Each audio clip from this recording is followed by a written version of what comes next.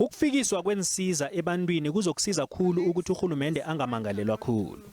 Ngoba siphezulu isibalo sabantu abamangalele urhulumende. Umengameli uRamaphosa bekathula ikulumo phambi komkhandlu oyihlanganisela yenjamiso zezomthetho.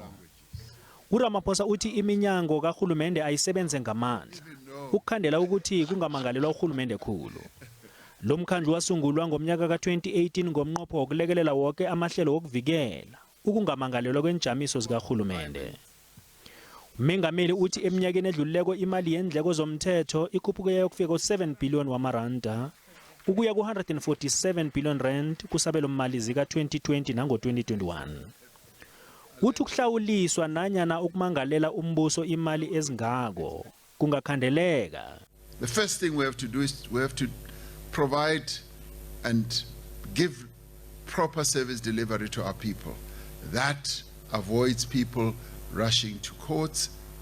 It could be in a hospital, it could be in a police station, it could be anywhere.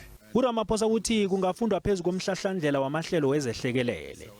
ISouth Africa solo yafakwa esigabeni sezehlekelele solo kwangenyanga kaNtaka wangomnyaka ka2020. During the whole process of COVID, we had, I don't remember, even up to 60, 80, even more legal suits. Citizens, entities, and all that trying to sue government. Ubawe neminyango yabohulumende ukuthi akhe yenze kuhle imisebenzi yawo.